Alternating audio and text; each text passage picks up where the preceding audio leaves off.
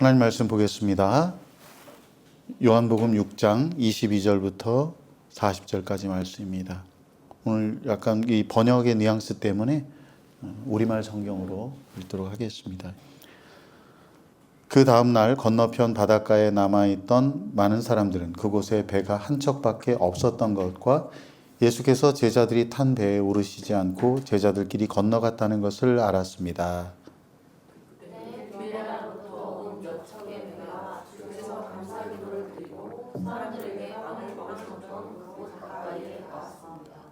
그 사람들은 예수나 제자들이 모두 그곳에 없다는 사실을 알고 다시 배를 타고 예수를 찾으러 가버나움으로 갔습니다.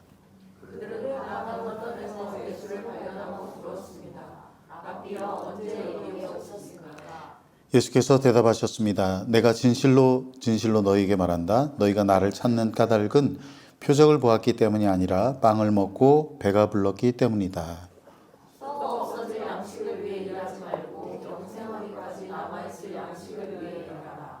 인자가 너희에게 이 양식을 줄 것이다. 아버지 하나님께서 인자를 인정하셨기 때문이다. 그러자 그들이 예수께 물었습니다. 우리가 어떻게 하면 하나님의 일을 하겠습니까? 예수께서 대답하셨습니다. 하나님의 일은 바로 하나님께서 보내신 일을 믿는 것이다. 그러자 그들이 예수께 다시 물었습니다. 그러면 우리가 보고 믿을 수 있도록 어떤 표적을 보이시겠습니까? 무슨 일을 하시려는 것입니까? 우리 조상들은 광야에서 만나를 먹었습니다. 성경에 이렇게 기록됐습니다. 그분은 하늘에서 빵을 내려 그들에게 먹게 하셨다. 예수께서 말씀하셨습니다. 내가 진실로 진실로 너희에게 말한다. 하늘에서 빵을 내려준 분은 모세가 아니다. 오직 내 아버지께서 하늘로부터 참된 빵을 너희에게 내려주시는 것이다.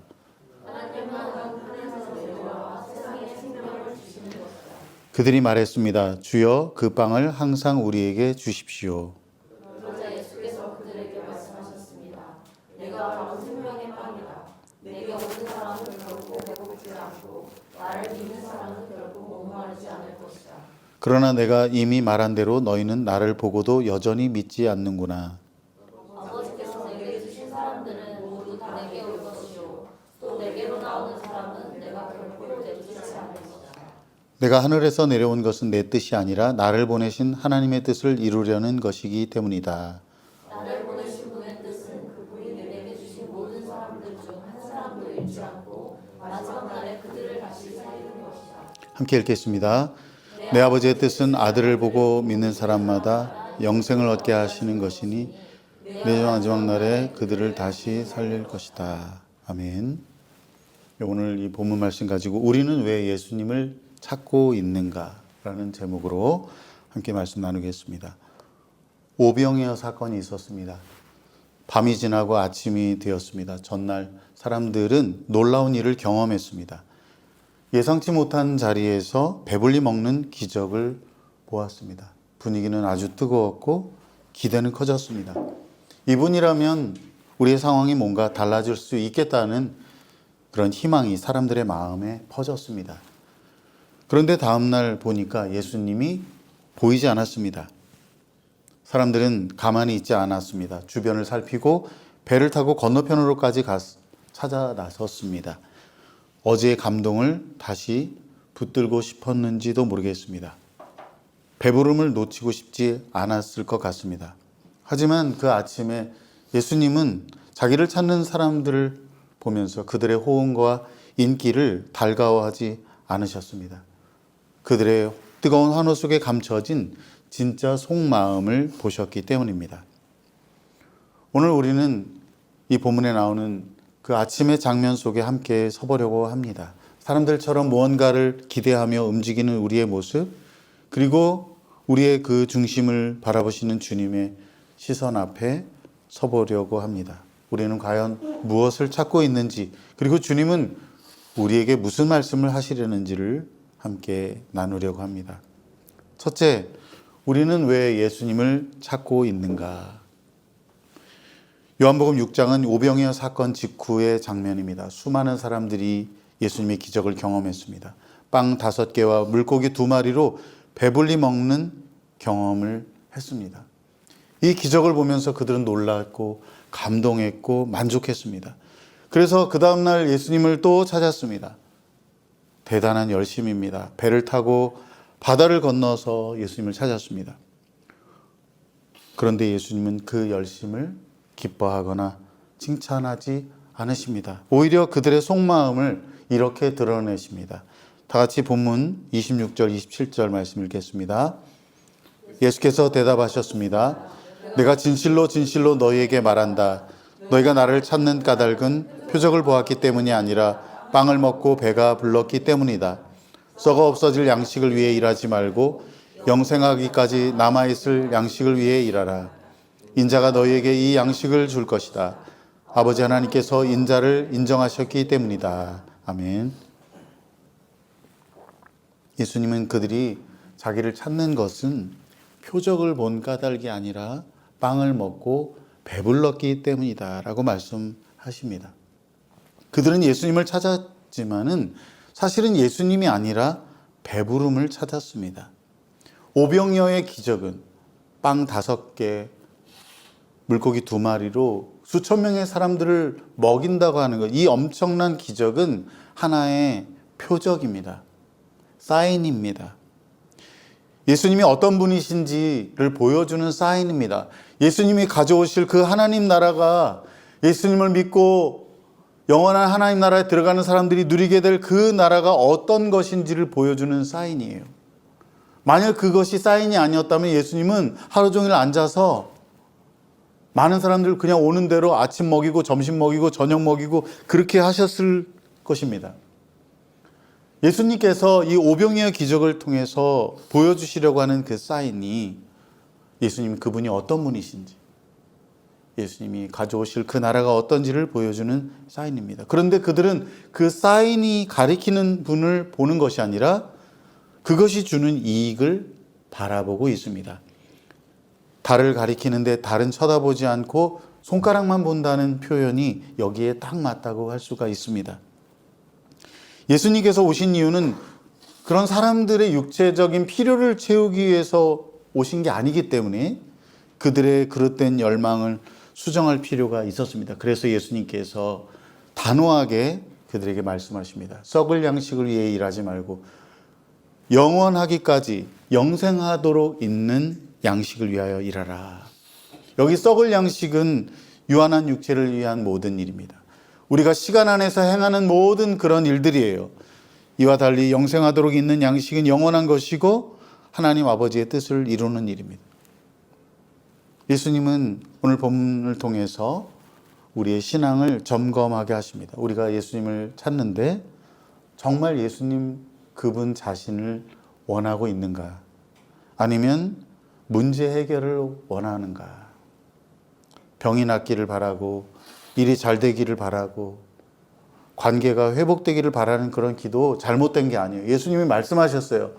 무엇이든지 기도할 때에 너희가 무엇이든지 기도할 때 믿음으로 구하면 다 받으리라고 주님 말씀하셨어요. 우리의 필요를 다 아시기 때문에 이런 기도를 하나님 들으시기 원해요. 하지만 문제는 뭐냐면 그런 것들이 우리 신앙생활의 중심이 되는 것. 예수님을 목적이 아니라 수단으로 삼으려고 하는 것이 문제입니다. 시간 안에 사라지는 것들, 건강이나 재정이나 성공이나 하는 것들로 우리의 영혼을 채우고 우리의 갈망을 채우려고 할 때 우리는 썩을 양식을 붙들게 되는 것입니다. 여러분은 예수님을 따르는 동기가 무엇입니까? 예수님을 찾고 그분께 기도하는 이유가 무엇입니까? 많은 사람들이 종교를 이용해서 명예를 얻거나 이익을 추구하거나 또 정치적인 지지를 얻으려고 합니다. 그들이 예수님을 찾는 동기는 자기중심적입니다. 예수님이 말씀하세요. 예수님은 우리의 동기를 다 아시죠?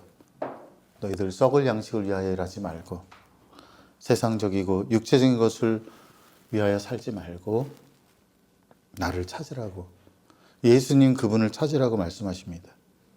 우리 모두는 썩을 양식이 아니라 영원한 것을 위해서 예수님을 찾고 따르는 저와 여러분 되기를 주님의 이름으로 축복합니다. 둘째, 우리의 일은 무엇을 하는 게 아니라 예수님을 믿는 것입니다. 다 같이 본문 28절, 29절 말씀 읽겠습니다. 그러자 그들이 예수께 물었습니다. 우리가 어떻게 하면 하나님의 일을 하겠습니까? 예수께서 대답하셨습니다. 하나님의 일이란 바로 하나님께서 보내신 일을 믿는 것이다. 아멘. 예수님께서 자기를 따르는 사람들을 향해서 너희들 썩을 양식을 위해서 일하지 말고 썩지 않을 영원한 양식을 위해서 영생하기까지 남아있을 양식을 위해서 일하라 이렇게 하니까 사람들이 물어보는 거예요. 어떻게 하면 그 일을 할 수 있습니까? 어떻게 하면 하나님의 일을 할 수 있습니까? 라고 물었습니다. 사실 이러한 질문이 모든 종교의 출발점입니다. 무엇을 해야 하는가? 어떻게 해야 되는가? 내가 얼마만큼 해야 하는가? 모든 사람은 본성적으로 자신의 행위를 통해 하나님께 나아가려고 합니다. 무언가를 해야지 안심이 되고 무언가를 해야지 자격이 생긴다고 생각하기 때문이에요. 티벳에 사는 사람들은 자기의 종교적 행위를 통해서 신을 만족시키려고 오체 투지를 합니다. 수천 킬로에 달하는 먼 거리를 순례하는데 그냥 걸어가기도 힘든 목적지까지 끊임없이 엎드려 절하면서 그곳을 향해 갑니다. 우리가 무엇을 해야 하나님의 일을 할 수 있을까요? 더 헌신해야 합니까? 더 봉사해야 합니까? 더 열심히 해야 합니까? 사람들이 물어보니까 예수님이 이렇게 단순하게 말씀하십니다. 하나님께서 보내신 일을 믿는 것이 하나님의 일이다. 그러니까 이 말씀이 뭐예요? 하나님의 일은 무엇을 하는 게 아니라, 무엇을 열심히 하는 게 아니라 예수님을 믿는 것이다. 우리 신앙은 성취가 아니라 신뢰입니다. 업적이 아니라 의존입니다. 우리가 주님을 위해서 어떤 것을 하는 것이 아니라 주님이 우리를 위해서 이미 행하신 일을 믿는 것입니다. 하나님 앞에 무엇을 내놓는 게 아니라 내가 신앙생활 잘하고 있지요. 내가 주님 나라를 위해서 이렇게 헌신하고 있지요. 그것을 내놓는 게 아니라 나의 공로를 다 내려놓는 거예요. 왜 그렇습니까? 우리의 어떤 행위로도 하나님을 만족시킬 수가 없어요. 우리가 착하게 살면 천국 가는 게 아닙니다. 우리의 종교적인 열심이나 헌신으로 영생을 얻는 게 아니에요. 우리가 믿는 예수님을 통해서 얻을 수 있는 겁니다. 이를 위해서 우리는 먼저 예수님이 살아계신 하나님의 아들이심을 믿고 받아들여야 합니다. 그것이 하나님의 일입니다. 그것이 영생하도록 살아갈 수 있는 그 영생의 양식입니다. 예수님이 우리를 위해서 오신 구원자이심을 믿는 거예요. 주는 그리스도시요 살아계신 하나님의 아들이십니다. 우리가 열심히 예배하고 열심히 종교적인 헌신을 해서 영생을 얻는 게 아니고요. 우리가 열심히 하나님을 위해서 헌신하면 하나님께서 감동을 받아가지고 우리를 귀하게 여기시거나 보상을 하는 게 아닙니다. 우리가 아니라, 우리에게 초점을 맞추는 게 아니라 우리의 신앙생활은 예수님이 우리를 위해 행하신 일을 바라봄으로써, 그것을 믿고 받아들임으로써 영원한 생명을 누리게 되는 겁니다. 사랑하는 여러분, 하나님 앞에서 여러분 자신을 끊임없이 증명하려고 애쓰지 말기를 바라요. 내가 예수님을 위해 뭘 했는지, 내가 주님의 교회를 위해 어떤 일을 했는지가 중요한 게 아니에요. 거기에 초점을 맞추면 안 됩니다. 내가 주님을 위해서 열심히 예배하고 헌신하면 내가 하나님이 보시기에 되게 귀한 존재인 것처럼 느껴지고, 내가 주님이 보실 때 뭔가 대단한 사람인 것처럼 느껴지고, 기도하면 뭔가 들어줄 것처럼 생각하게 되고, 그러지 않으면 하나님 나를 버리신 것 같고 외면하시는 것 같고 내 기도에 귀를 기울이지 않으시는 것 같은 그런 생각을 하지 말아야 한다는 겁니다. 중요한 것은 우리를 위해 이미 보내신 하나님의 아들을 참으로 내가 신뢰하며 살고 있는지가 중요한 겁니다. 그러면 이렇게 생각할 수 있어요. 그럼 우리가 신앙생활 열심히 하는 게 아무런 의미가 없느냐? 그게 아니에요.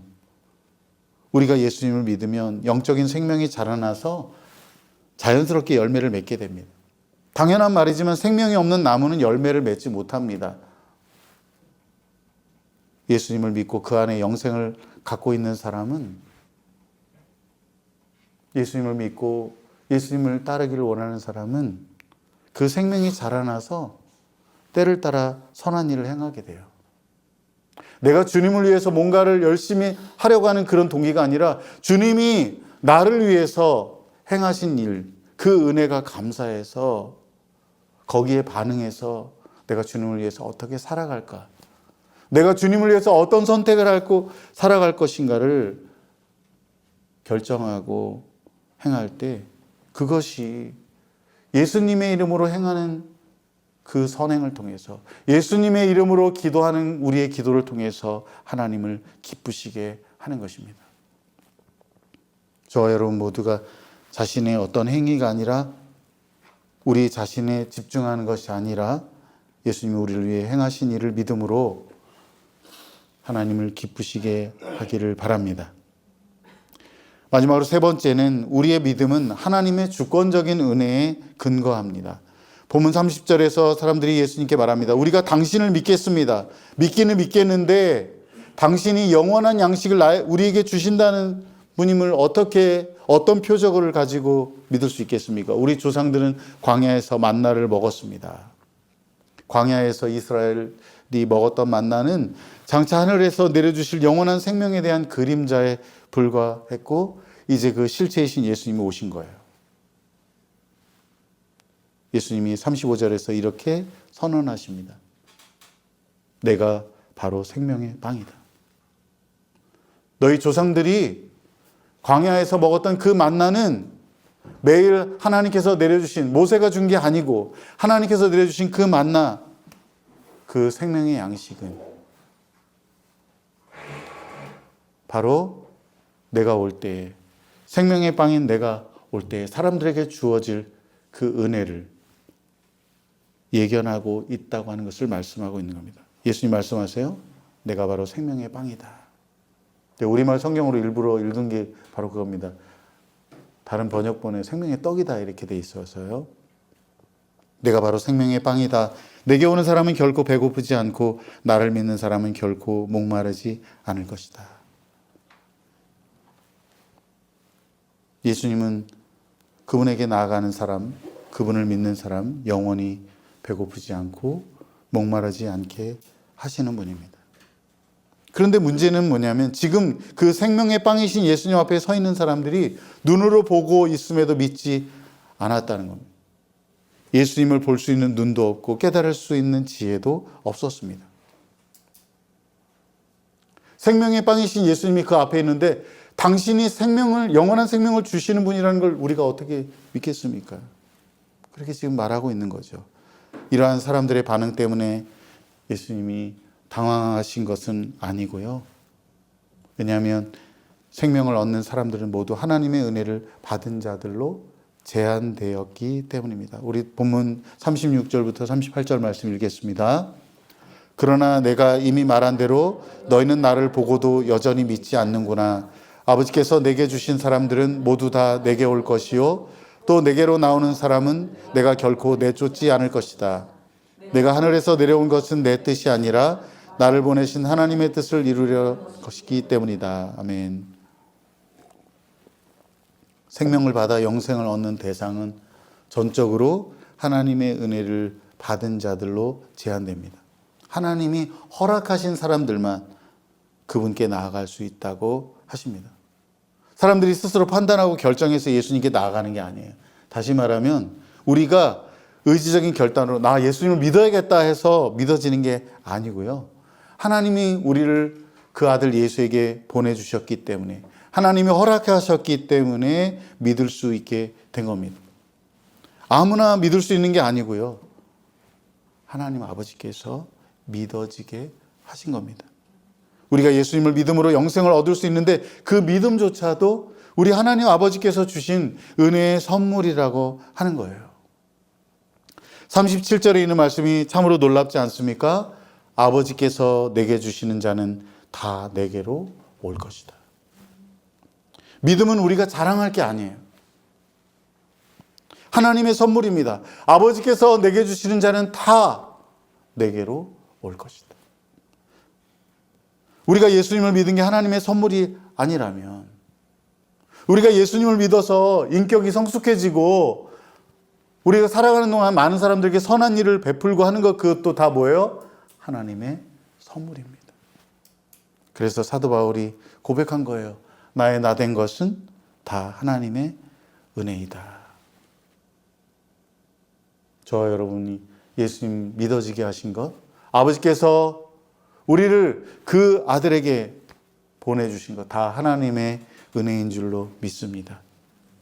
더불어 우리가 여기서 기억해야 할 사실은 하나님께서 그분의 주권을 따라 은혜 주실 자에게 은혜를 주신다는 사실이에요. 아버지께서 주시는 자는 다 내게로 올 것이다 라고 말씀하셨습니다. 이 말씀을 붙들고 우리가 기도해야 합니다. 우리 공동체 안에, 우리 주변에, 우리 지인들 중에서 아직 예수님께 대한 믿음이 없는 사람들이 있어요. 그들을 위해서 이 말씀을 붙들고 기도하시기 바랍니다. 하나님께서 분명히 약속하셨습니다. 아버지께서 나에게 주시는 자는, 아버지께서 아들 예수 그리스도에게 주시는 자는 다 올 것이라고 하셨습니다. 이 약속의 말씀대로 아무 개가 아버지께로 나아가게 해주세요. 믿음을 주세요. 그렇게 기도할 수 있기를 바랍니다. 우리는 본문 39절, 40절에 나오는 말씀에서 하나님의 더 놀라운 계획을 알게 됩니다. 우리 다 같이 말씀을 읽겠습니다. 나를 보내신 분의 뜻은 그분이 내게 주신 모든 사람들 중 한 사람도 잃지 않고 마지막 날에 그들을 다시 살리는 것이다. 내 아버지의 뜻은 보고 있는 사람마다 영생을 얻게 하시는 것이니 내가 마지막 날에 그들을 다시 살릴 것이다. 이 말씀은 앞에 37절에서 예수님이 내게 오는 자를 내가 결코 내쫓지 않을 거라고 하신 말씀과 연결됩니다. 예수님이 말씀하셔요. 아버지께서 주신 모든 사람들 중에 내가 한 사람도 잃지 않을 것이다.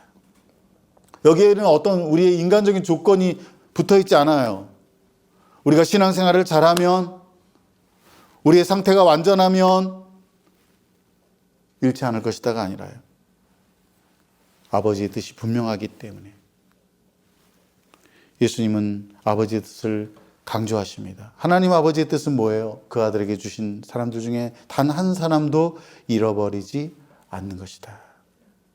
어느 누구도 그 구원의 은혜를 빼앗을 수 없다는 것입니다. 그뿐만이 아닙니다. 40절에 있는 대로 마지막 날에 예수님께서 다시 오실 때 그를 믿는 모든 사람들은 새로운 몸으로 부활하여 영원히 하나님과 함께 살게 될 것입니다. 예수님의 생명이 다만 이 생뿐 아니라 영원히 사는 부활 이후의 내세까지 포함한다는 것을 의미합니다. 한마디로 말하면 영생이란 우리가 예수님을 믿는 순간부터 영원한 생명으로 주님과 더불어 영원히 살아갈 그때까지 주어진 복이라고 할 수 있습니다. 그러므로 이 말씀을 붙잡고 우리의 현실이 비록 우리를 흔들고 우리의 신앙을 무너뜨리려고 할지라도 이러한 약속을 붙들고 견고한 믿음으로 살아야 하겠습니다. 하나도 잃어버리지 않고 끝까지 마지막 날에 다시 살리셔서 영원한 생명 가운데 이끄실 그 주님의 약속, 그 약속을 붙들고 우리가 견고한 믿음으로 살아야겠습니다. 로마서 8장 말씀처럼 환난이나 가난이나 고통이나 죽음조차도 우리를 우리 주 예수 그리스도 안에 있는 하나님의 사랑에서 결코 끊어낼 수 없을 것입니다. 우리의 믿음이 하나님의 주권적인 그 은혜 안에 있다는 사실을 항상 기억하기를 바랍니다. 말씀을 맺습니다. 우리는 무엇 때문에 주님을 찾고 있습니까? 여러분은 무엇 때문에 지금 주님을 찾고 주님께 기도하고 있습니까? 시간 안에서 사라질 썩을 양식이 아니라 영원하기까지 있을 양식을 위해 일하기를 바랍니다. 하나님이 보내신 분 예수님을 믿기를 바랍니다. 신앙생활은 우리가 뭘 하는 게 아니고 이미 우리를 위해 구원을 이루신 예수님을 믿고 신뢰하는 겁니다. 우리의 공로를 더하는 것이 아니라 그분의 은혜 위에 살아가는 겁니다. 하나님께서는 우리 믿는 자들을 끝까지 책임져 주신다고 약속하셨습니다. 한 사람도 잃어버리지 않고 마지막 날에 부활하여 영원히 하나님과 함께하게 하실 겁니다. 우리 모두가 이러한 주님의 약속에 동참하는 은혜와 복을 누리기를 주님의 이름으로 축복합니다. 기도하겠습니다.